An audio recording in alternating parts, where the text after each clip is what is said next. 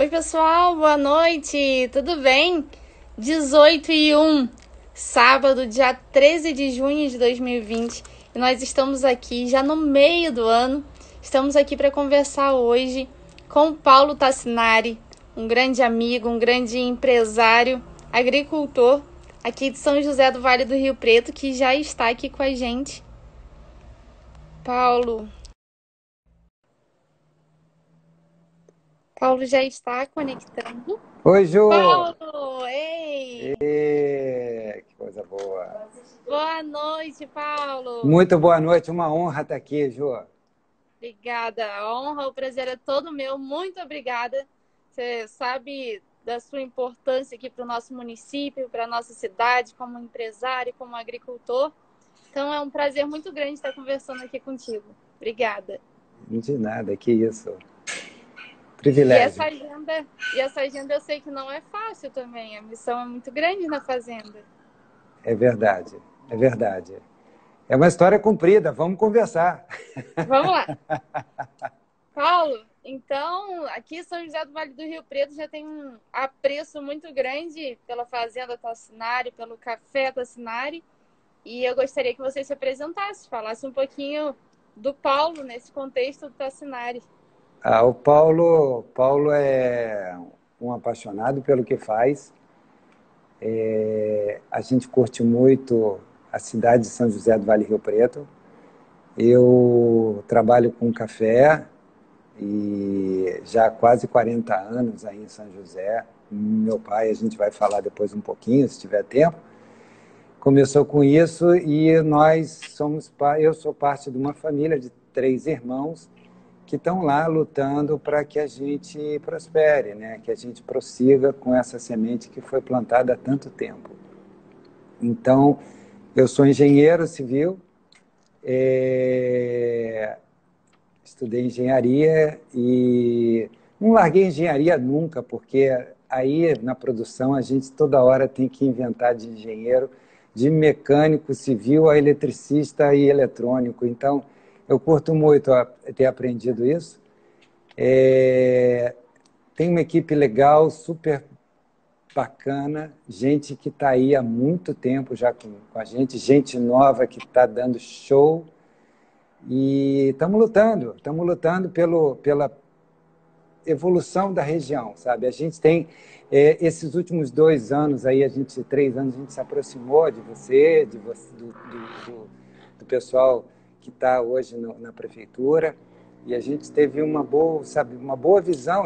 Fiquei muito surpreso com o empreendimento e a seriedade de muitas pessoas aí, e eu curti muito esse contato aí com gente jovem, ideias novas, e a gente começa a vislumbrar isso realmente, trazer para a cidade ideias novas.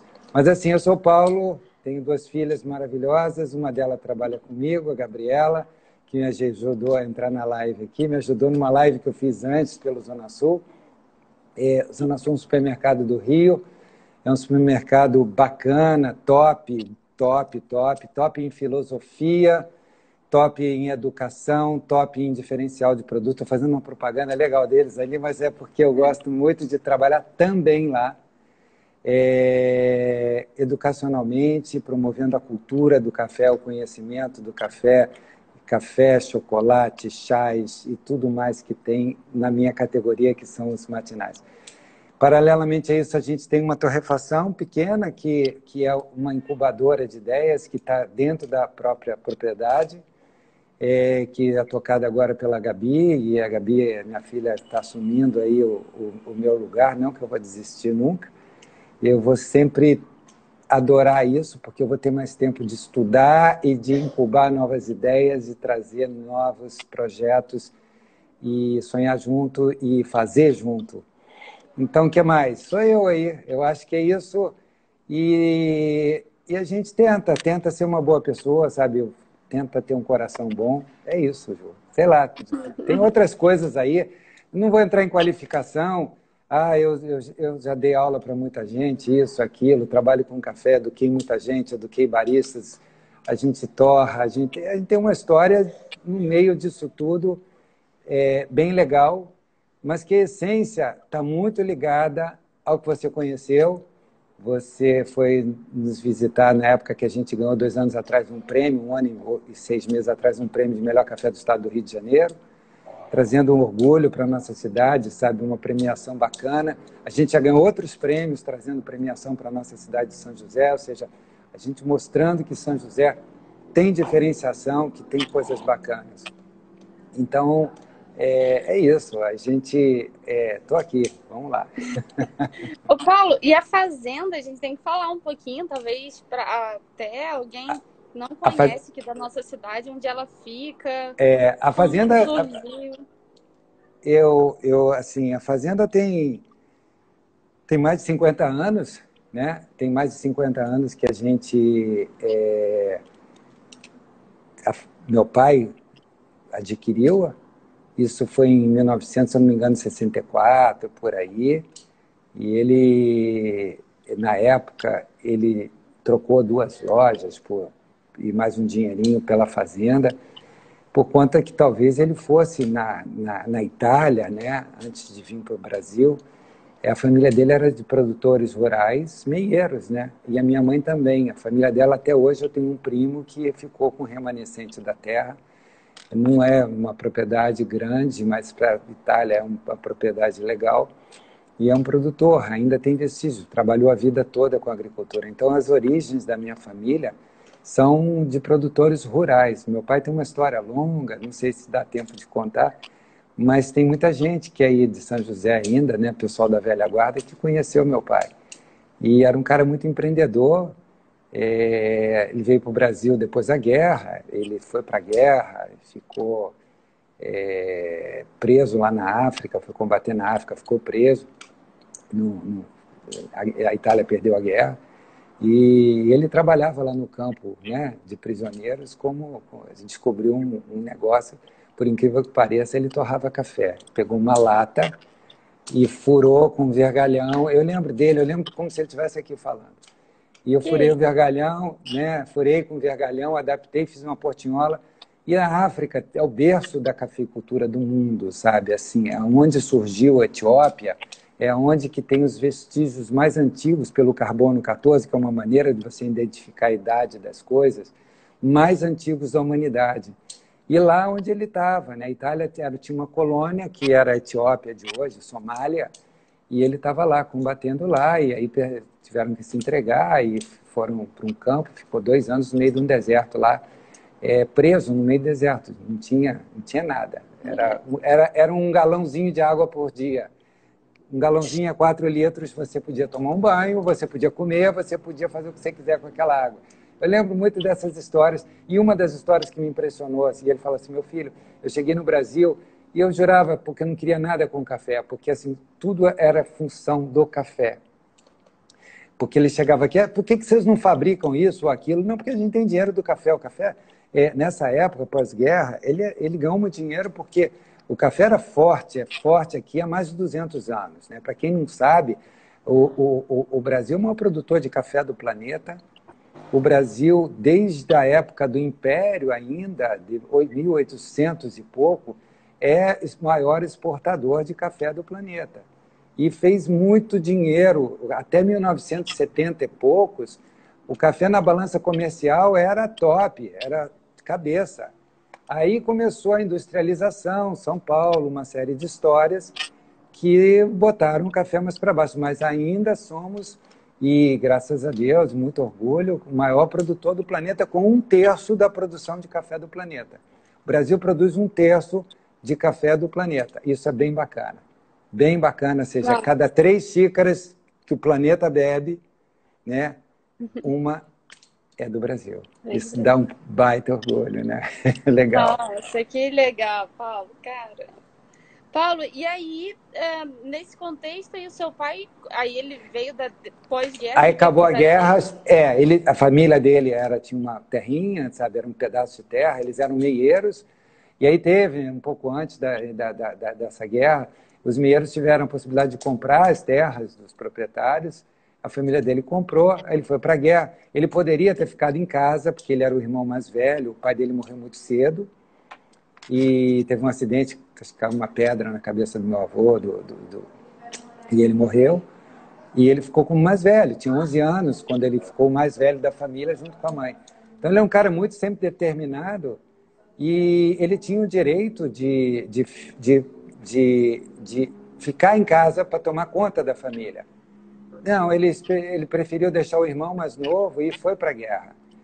E tem medalhas dele, eu tenho 2 medalhas. Eu sou o filho mais novo, aí por tradição de família fica com as medalhas. Eu tenho 2 medalhas de guerra dele, de honra ao mérito e valor militar, lindas, com a cruz de mérito.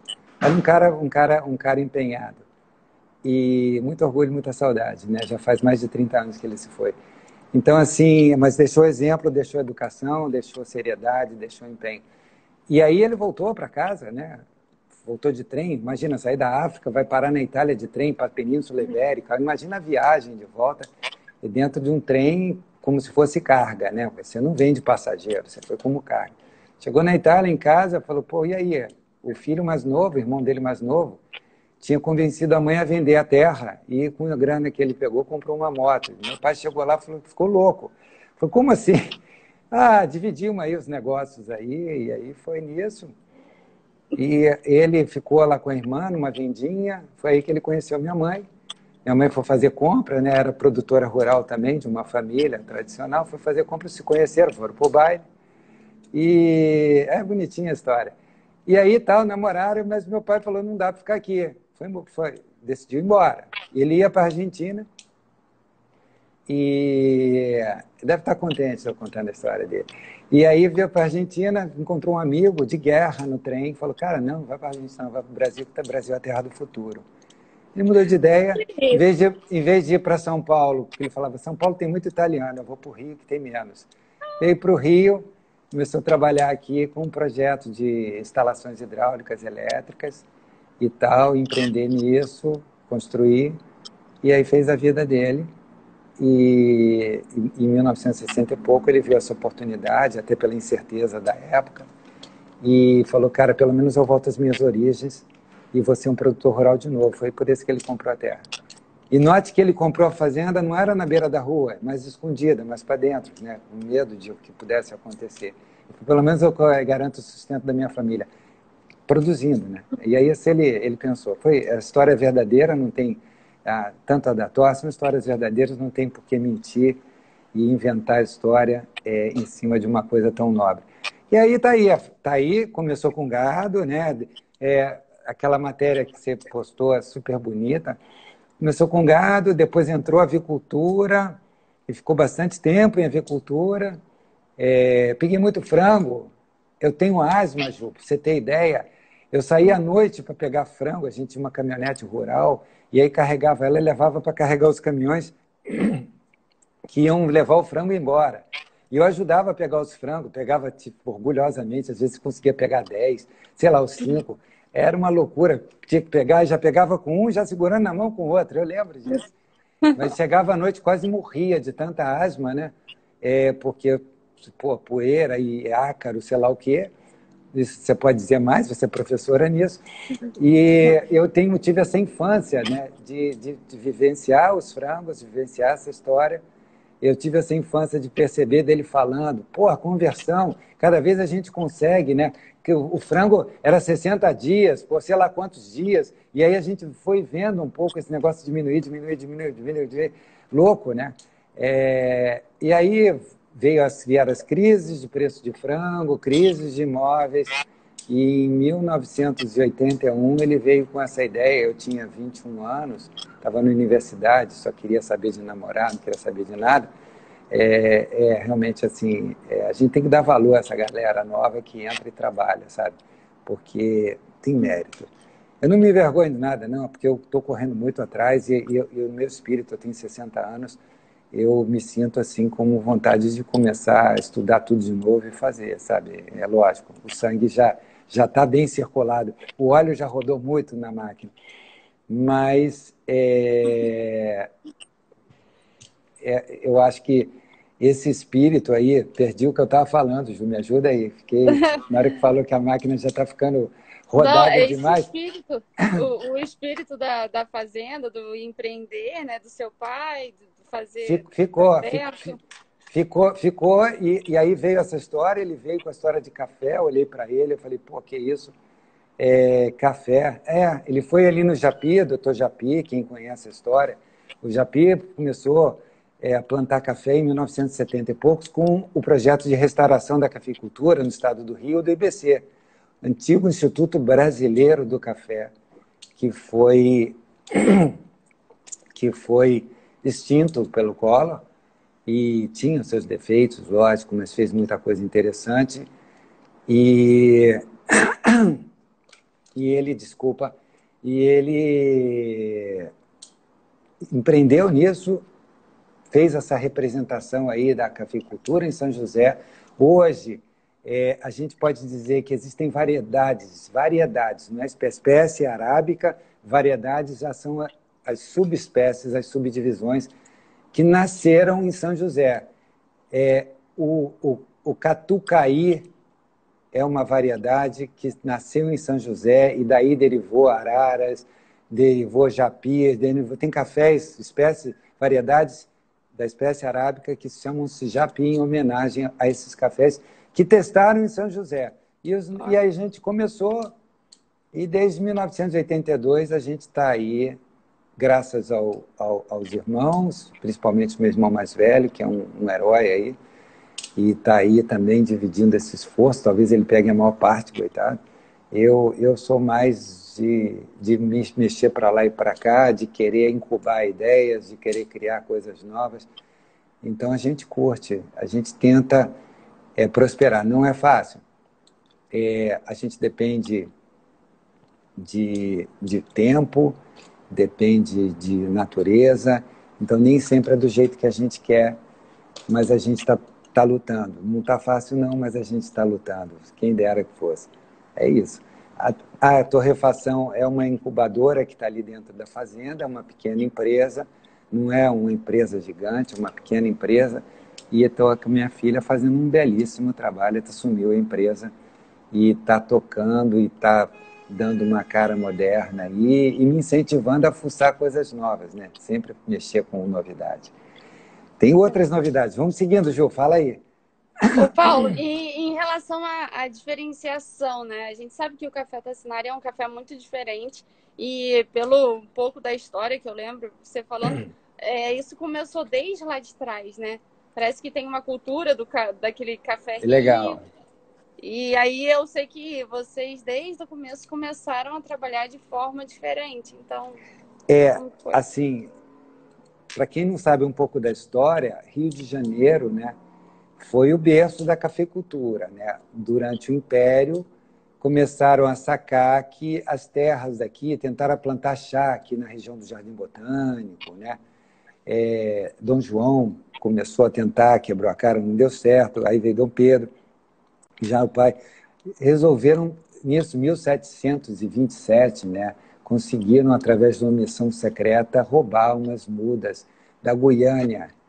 E aí entrou no Pará o Francisco de Melo Palheta, foi lá, né, o sargento foi lá com a missão de verificar a fronteira, foi nada, foi lá trazer mudas de café, sementes de café. Trouxe para o Pará, porque o café era uma coisa meio que secreta. Os árabes, né, que foram os precursores da distribuição disso na Europa, no mundo, no Oriente, por conta da cultura deles, ficaram com isso fechado até 1300 e pouco. Isso foi parar na Índia por questão da religião muçulmana. Um peregrino foi lá e foi para a Índia.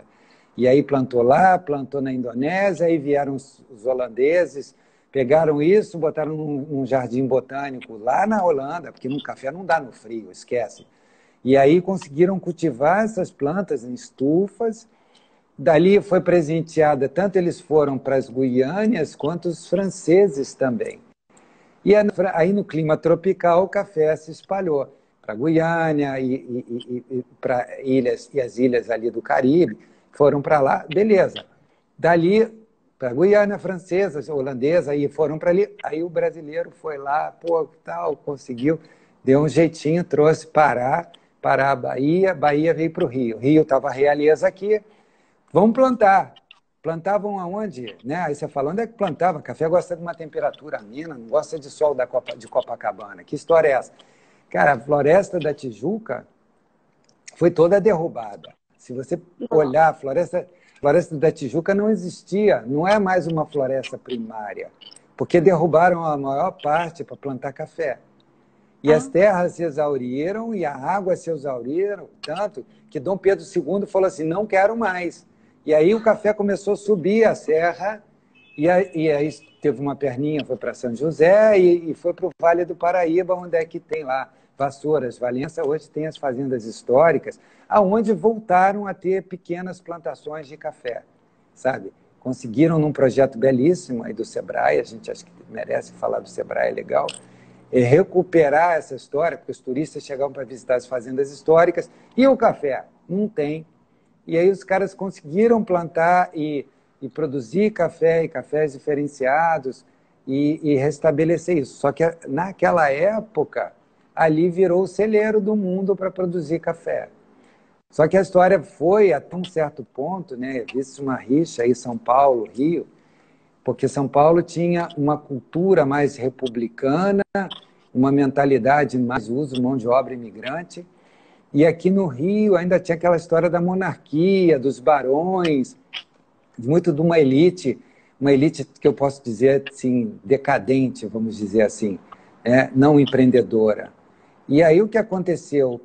Conta a história que o pessoal de São Paulo conseguiu infiltrar uma informação junto à princesa Isabel para ela abolir a escravatura no início da colheita, que foi dia 13 de maio do final do século XIX. E aí o que acontece? Os caras que estavam começando a colher o café perderam tudo. E houve uma destruição da cafeicultura. Onde é que eu quero chegar com essa história toda? Essa destruição causou um desgaste muito grande na qualidade e no resultado dos cafés que eram produzidos, e começou a desmerecer demais a bebida do Rio de Janeiro, por conta dessa falência dessa cafeicultura. Isso é minha interpretação, tá, Ju? Desculpa, bater o microfone. Isso é minha interpretação.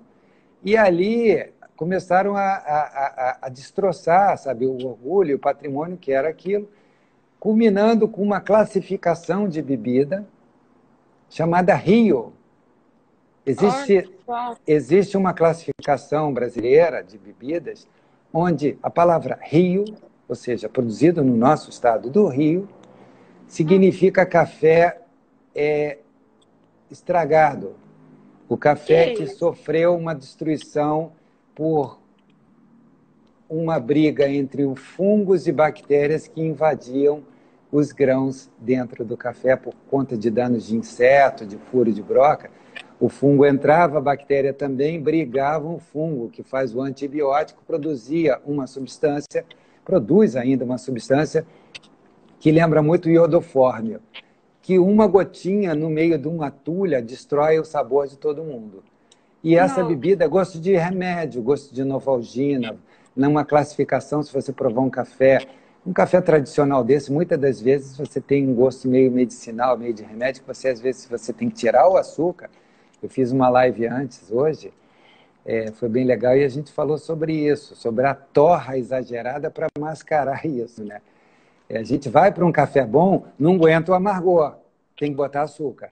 Então, quando a gente vai para um café bom, a torra não pode ser queimada, a torra tem que ser mais suave, porque é para a gente perceber antes da destruição.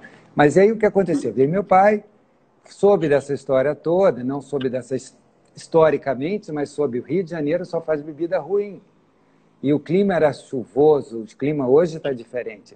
Chovia mais no Rio, durante a época de colheita era mais difícil, era mais úmido. Então a gente foi, eu lembro, porque acompanhei ele, a gente foi a São Paulo, numa fabricante de máquinas, que ainda é a referência nacional para máquinas e tecnologia para cafeicultura, Pinhalense, né? Até faço uma propaganda porque eu curto muito o pessoal lá, cara, não ganho nada, mas eles sempre foram uma referência para a gente, foram uma referência. Não são baratos, não, mas são referência. Não são. E aí a Pinhalense, os caras lá falaram, olha, você tem que fazer café despolpado, você tem que melhorar a qualidade, vocês têm que descascar o café maduro, transformar ele em semente, fermentar num tanque para remover essa mucilagem e que ele seque mais depressa para ele não fermentar no terreiro. Quem faz isso? Quem faz isso são os países da América Central, é a Colômbia, é a Etiópia, eles fazem esse processo porque eles estão na linha do Equador. E na linha do Equador chove pra caramba, né? Além de terem 2 colheitas ao invés de uma. E o que acontece? Fazendo esse processo, segundo eles, você consegue secar mais depressa o café e tem uma qualidade melhor, porque você, inclusive, separa somente os grãos maduros. E, dito e feito, a gente fez isso. No começo, apanhamos muito para vender, porque a mecânica que existia dos compradores de café aqui no estado do Rio era assim, cara, aqui só produzimos porcaria, meu. Né? Então, eu só vendo porcaria para os meus clientes. Se você fizer café, eu tive isso, um torrefador falou isso para mim. Nunca vendi café para ele, graças a Deus. Não vou dizer quem é. Ele veio visitar lá a fazenda e falou, eu pago... Para que você gasta tanto dinheiro melhorando a qualidade se eu vou pagar a mesma coisa para tudo? Eu ouvi com esses ouvidos aqui esse cara falar. Nunca vendi para ele. E a gente apanhou muito, porque quando a gente ia vender o café... De onde é esse café? Rio de Janeiro. Bebe Rio. Era uma grande máfia isso, sabe? Era uma discriminação enorme. E isso hoje rompeu. Nós fomos ícones nesse rompimento. Eu vou contar isso, se der tempo, depois.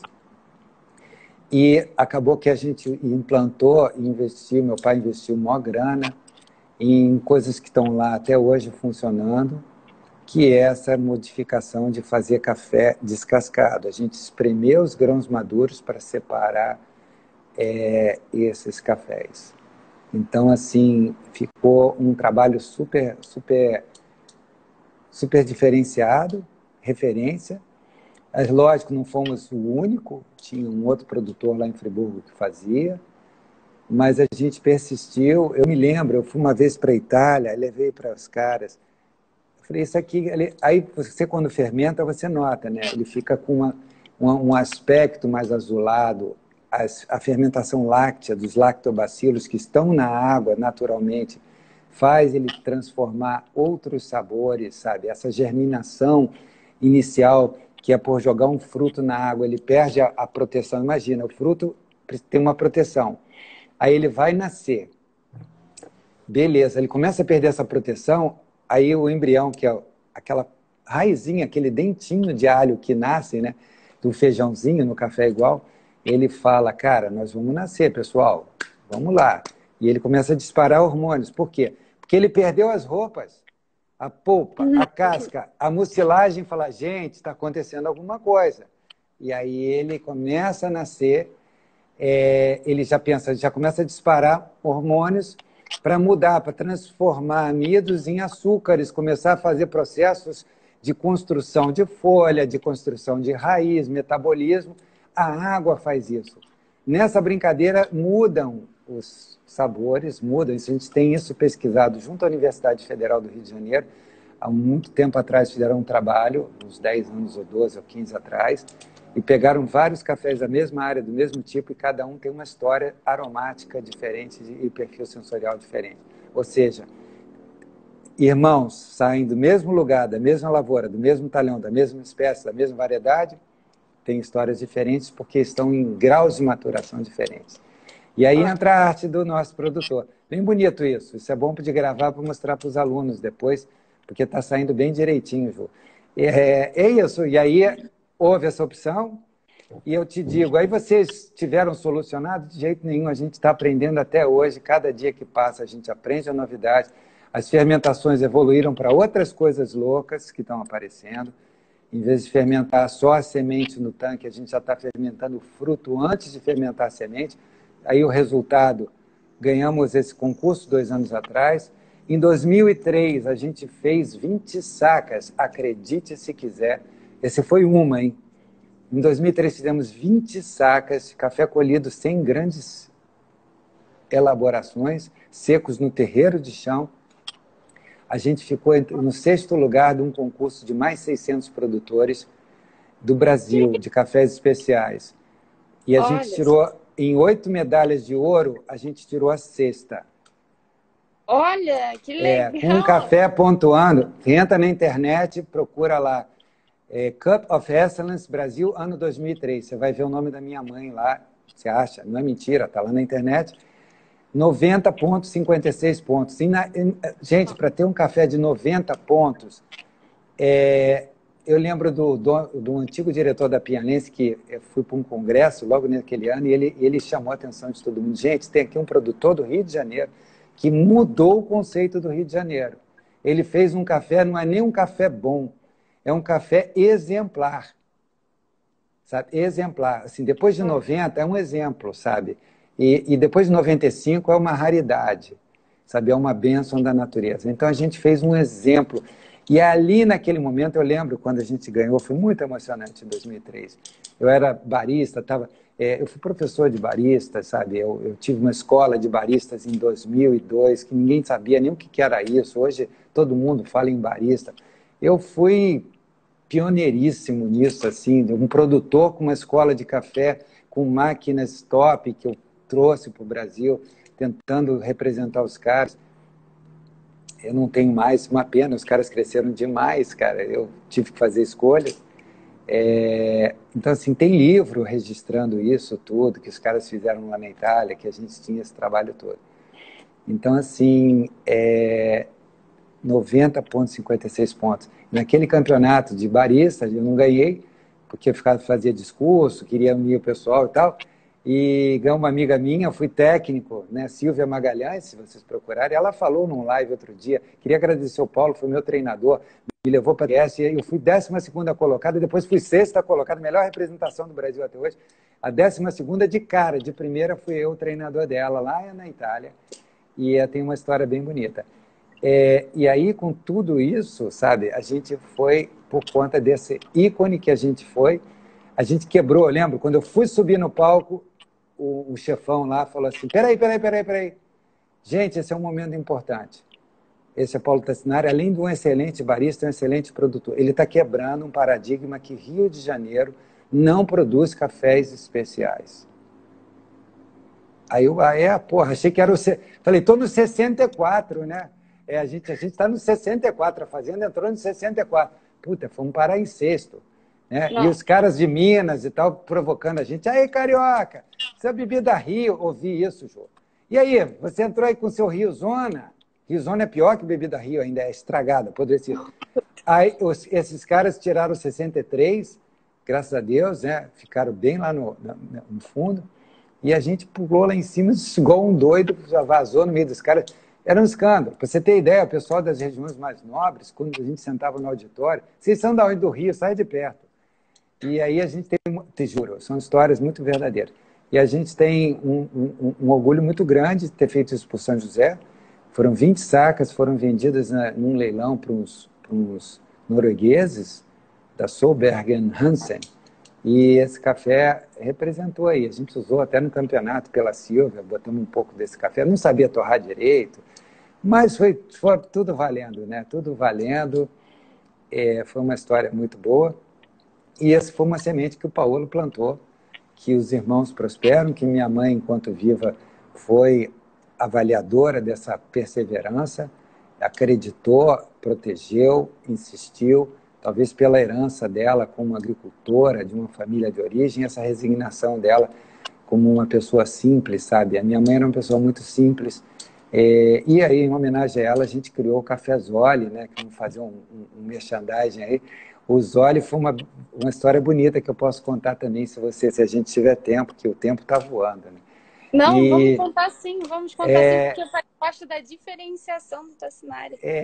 E aí, assim, a gente está aí, está lutando, Ju. Não é fácil, a gente teve 2 anos de prejuízos bem grandes, volta e meia a gente tem um prejuízo bem grande, ou seja, por falta de produção por causa do clima.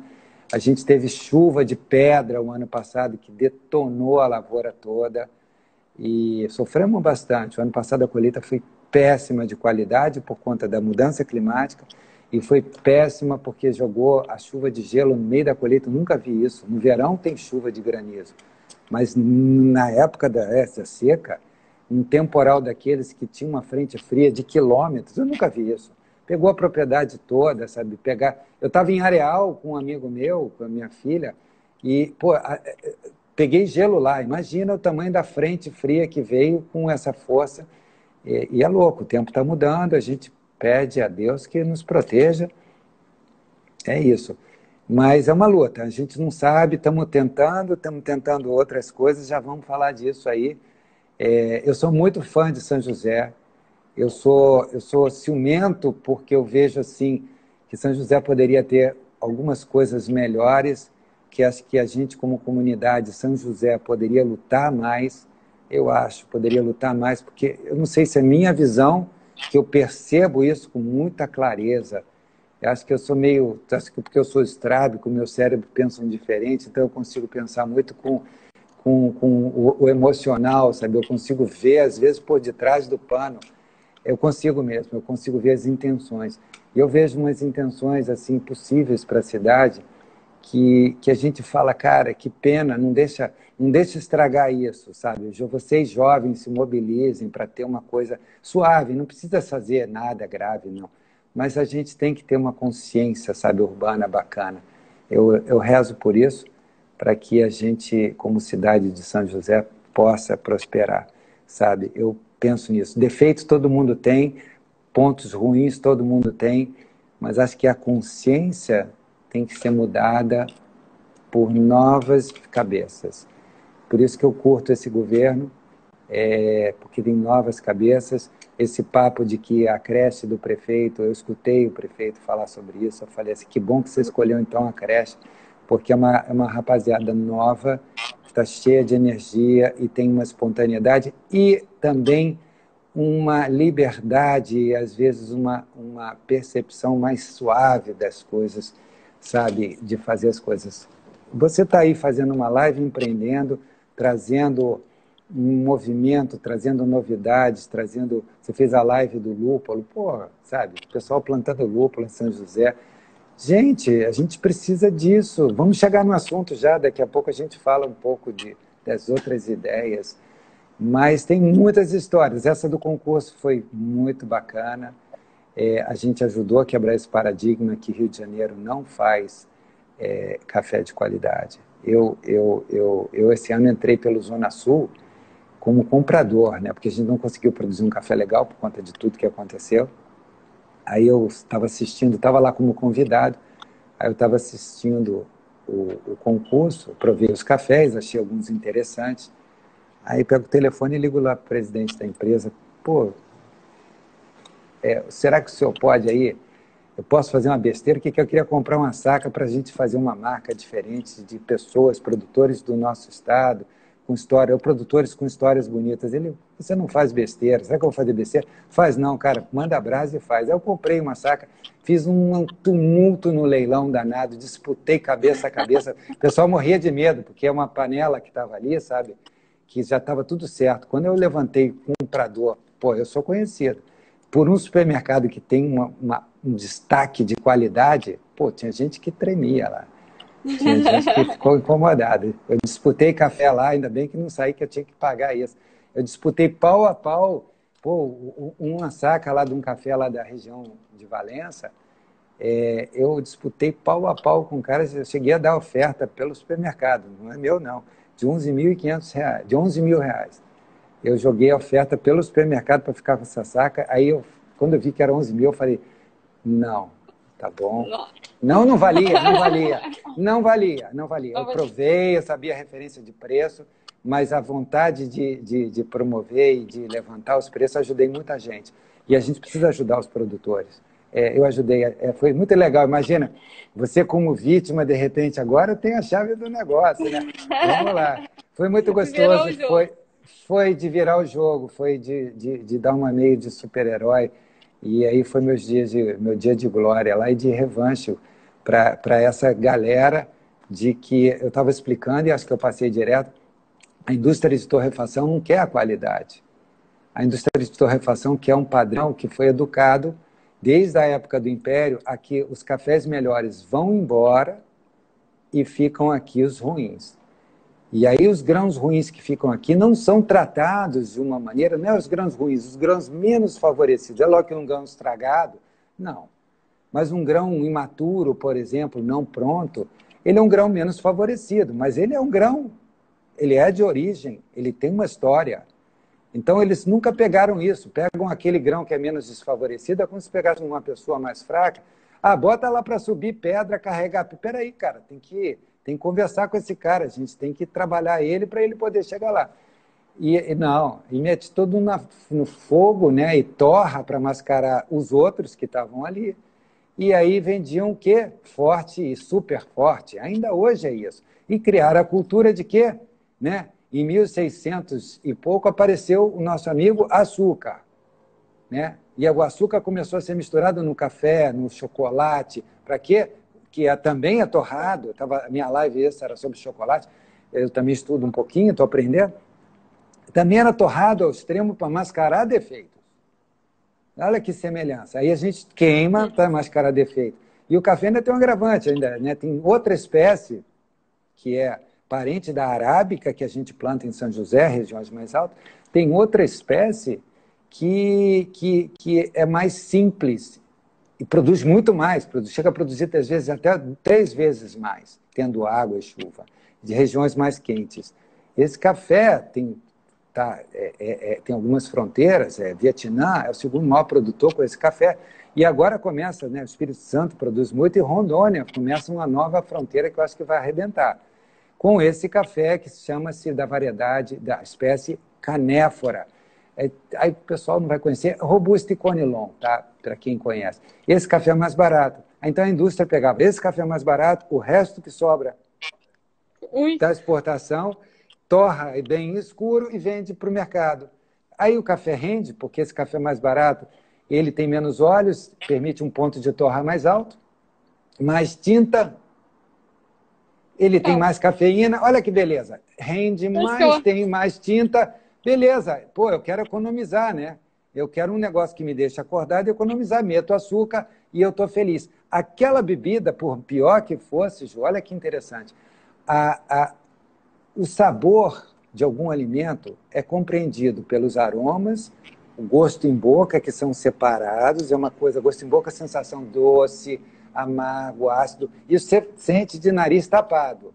Cebola e maçã, você vai quase perceber que é a mesma coisa. A textura da cebola, a textura da maçã, são muito parecidas, mas você destapou o nariz, isso é cebola, pô. Eu adoro cebola. Agora, criança eu detestava, hoje eu amo cebola, tu usa cebola muito para cozinhar. Mas assim, ela é doce. A cebola é doce e ácida, gente. A maçã também é doce e ácida. Agora, o que diferencia? O cheiro. Então, assim, sabor é o conjunto. Cheiro, gosto em boca, que é o doce e o ácido, que a gente não precisa do nariz. E o terceiro elemento é a história dele. É o que está por trás dele. Entendeu? Então, esse terceiro elemento, sabe? Essa percepção que está por trás dele faz a diferença. E onde é que eu quero chegar? Mesmo um produto ruim, você na sua casa, com seu pai, sua mãe, fazendo um café, por pior que seja, começando o seu dia, aquela cafeína, aquele aconchego, aquele pãozinho que é salgado, das harmonizações, que é uma outra live que a gente pode fazer um dia, a gente pega amargo e combate com o quê? Não é com somente doce, não, com sal. Sal, quem gosta de cerveja, muito lúpulo, come o quê? Salgadinho. Chips, come castanhazinha salgada, amendoim salgado. Para quê? O sal, experimenta botar um pingo de sal no café, que é muito amargo. Some. Olha. Então, assim, o açúcar também faz um efeito. Então, assim, essa brincadeira, sabe? O pãozinho de manhã, salgadinho, um queijo salgadinho, por mais simples que for, um café simples, né? Com açucrinha, na memória da pessoa é uma referência de prazer que passa a ser aquilo. Como é que a gente muda isso? mostrando para as pessoas, tenta diminuir o açúcar, para você perceber, puta, aquilo é muito amargo, eu não vou conseguir tomar. Beleza, então o que, que a gente precisa? Caminhar, diminui o açúcar, o excesso de açúcar não é bom, né? Eu falo porque eu estou no limite, sei lá quanto, nessa pandemia, eu não faço exame há muito tempo, fico pensando, pô, vamos ficar com açúcar para a gente poder se proteger e ter energia, mas depois eu tenho que me controlar. Então, assim, o açúcar, sabe, vamos reduzir ele para perceber com quem a gente está falando. Então, começa a tirar o açúcar, não dá. Pois é, você está mascarando uma coisa que não é legal. Ah, mas aí eu vou precisar, eu não quero pagar. Muita gente, imagina, eu tenho aqui, a gente na torrefação faz cafés especiais, que são mais caros, você vê lá no supermercado no Rio, eles vendem a 75, R$ 80 um quilo, sabe? Aí você fala, pô, nossa, que loucura, eu pago 17, 20. Beleza, a gente não sabe o que você está pagando ali também, né? A gente sabe, já descreveu, mas não tem almoço de graça, sabe? Se aquilo é barato, é porque tem uma história por trás que é barata. Então, assim, imagina, para você sair para um muito bom, tem muita gente que estranha, porque vai tirar o açúcar, vai encontrar mais acidez, aí já é outro sensor, já é outro gosto básico, já vou estranhar, estou fora de casa, já perdi a referência, olha que loucura. Mas o que é legal? Aí por isso que a gente criou o café intermediário, que é o Zoli, que saindo do tradicional começa a apresentar. O Zoli é um trabalho bem bonito, foi ideia do Marcelo, que não sei se ele está ouvindo ou vai ouvir um dia. Ele na Câmara, lá um dia, tinha um secretário, delegado da Agricultura do Rio de Janeiro, Eliezer, eu acho que é o nome dele, estava na prefeitura, aí um conhecido meu do Zona Sul falou, um gestor do Zona Sul, muito amigo dele, falou, Paulo, recebe esse cara. Eu falei, claro. Esse gestor é muito meu amigo, se ele falasse, pinta a parede de vermelho, eu falo assim, qual é a marca da tinta? Eu ia falar para ele só isso, não tenho dúvida. Nem ia perguntar a parede, eu falei, só qual é a marca da tinta que eu já estou indo comprar. Aí eu recebi esse cara, ele estava na prefeitura, fui lá, não conhecia ninguém, e fiquei meio sem graça, fiquei esperando, pô, será que o cara vai descer? Não vai? Sobe. Eu falei, pronto. Aí cheguei lá, o Marcelo me abordou, falou assim, pô, Paulo, pô, conheço o seu trabalho, estou ali na porta, por que eu não consigo vender o seu café? Eu falei, caraca, esse cara me botou cheque, e agora? Né? Porque eu ia falar para ele, pô, não tem um público, R$ 80, o que não dá, cara, não vai rolar. Né? Aí eu falei para ele, o senhor me deu uma grande ideia. Depois acabei ficando amigo e é uma pessoa sensacional, de um coração enorme, um cara seríssimo, seríssimo mesmo. Eu acho uma pessoa exemplar no nosso município. Curto mesmo e respeito muito o trabalho dele. Uma pessoa digna. E aí ele foi o meu primeiro cliente do Zoli, fiz questão de levar para ele. Hoje o Zoli é um sucesso, cada vez mais no Zona Sul, como um primeiro passo, é lógico, custa um pouco mais para sair do tradicional indo em direção ao especial. Isso existe no chocolate, isso existe no pão, isso existe nas carnes, isso existe tudo. Carne a gente tem umas outras histórias aí, não sei se vai dar para falar hoje, mas assim, especialmente carne de frango. Mas aí eu fico botando ideia nessa mulher aí, ó, pessoal. Depois vocês perguntam as ideias que eu fico plantando aí para a cabeça dela. E eu boto você nessa cara do gol. Depende de quem quer chutar, né, Ju? Você pede, o pessoal não chuta. Falei, tá bem. Eu boto um supermercado na cara... Né? Eu boto o supermercado na cara do gol de vocês, mas aí, pô, não chuta. Mas tem que chutar com a ideia que eu tô falando. Não chuta com a bola normal que vai para fora. Aí a bola tem que ser diferente, tem que ser com efeito para entrar. Eu acho que eu sou, assim, gente, para gente, o mundo futuro é diferenciação. Para tudo, diferenciação. As pessoas querem diferenciação. É muito, muito claro isso. Paulo, falando pra caramba. Tô falando muito, Ju. Luana. Não, tem uma pergunta da Luana que está perguntando se você tem um projeto aí para um café orgânico e com Luana, preço de concorrência. Luana, assim, orgânico é um universo apaixonante, mas assim, eu falei isso para um repórter do New York Times, que veio na época das Olimpíadas, pediram para ver, escolheram não sei por que cargas d'água, ela perguntou, você não é orgânico? Ela ficou meio desanimada. Eu falei, se você me ensinar como que eu faço isso, uma transição, e que eu consiga sustentar esses empregos e essa estrutura, eu faço ontem. O problema é que para fazer orgânico, Você tem que fazer uma transição, tem que ficar 2 anos, tem que começar a fazer. Eu não consigo, sabe, assim, ainda lidar com isso. Eu acho, volto sempre,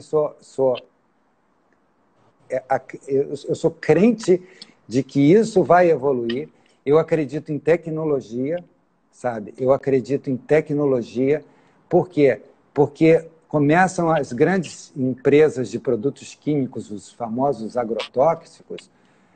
Eu cansei de falar isso para eles. Eu falei, vocês são uns trouxas, cara. Vocês estão vendo, o pessoal do orgânico está fazendo uma nova fronteira e vocês aqui insistindo com isso. Por que vocês não correm atrás e desenvolvem tecnologias sustentáveis?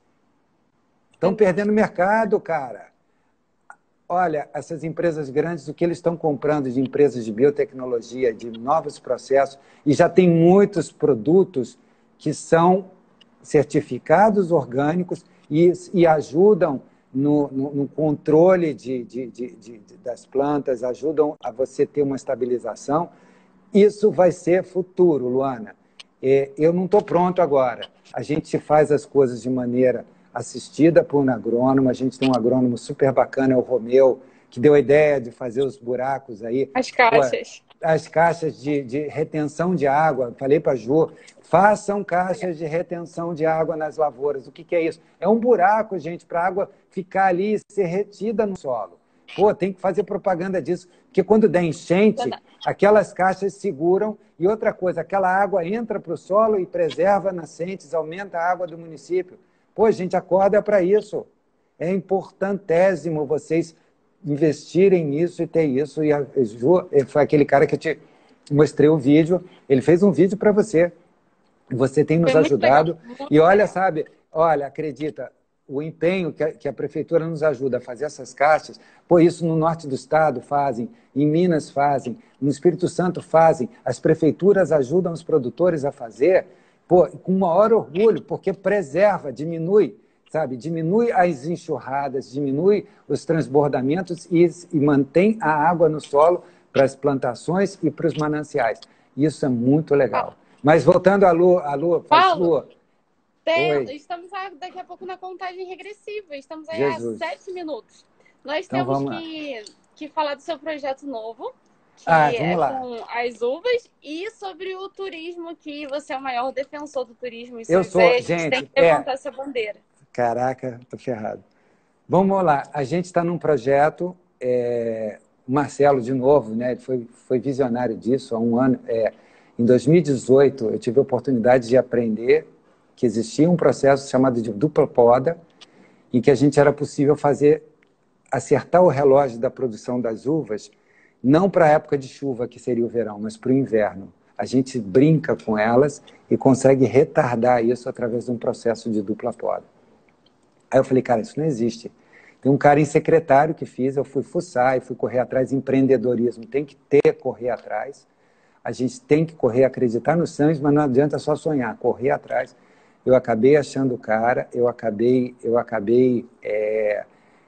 conseguindo informações. Eu cheguei no cara que é o papa desse projeto no Brasil. Era impossível falar com ele. Numa hora de almoço eu liguei para ele, peguei o cara voltando de uma doença. Ele falou, não tenho muda. Contei a história, escrevi para ele. Ele falou, vou te botar na fila. Bom, tá lá o projeto. Em 2019 a gente plantou 1 hectare e pouquinho de vitis vinífera. A maior parte é Syrah e tem um pouquinho de Sauvignon Blanc, Cabernet Sauvignon Tiquinho. E um lugar lindíssimo. A gente arrancou café para plantar as uvas. Vitis vinífera, não é uva de mesa, é uva para fazer vinho. E a gente foi pioneiro. Eu disse para o Marcelo, me ajuda. Na época eu falei assim, a gente pode mudar o perfil do nosso município e do nosso estado com essa história. Porque se essa história dá certo, a gente não sabe se vai dar certo. Estamos apanhando muito e não é fácil. É muito empenho, muito cuidado, muito problema. Mas se der certo, a gente abre uma janelinha. É assim, lógico, uma cultura tradicional, eu acho que orgânico, respondendo a Lu, bem mais para frente, porque lá na Argentina, em Mendoza, você tem um cultivo orgânico da uva, mas lá o clima é seco, seco, seco, seco, onde o fungo nem consegue sair de casa, entende? Assim, ele fica em quarentena direto. Opa, não dá para fazer, fico em quarentena.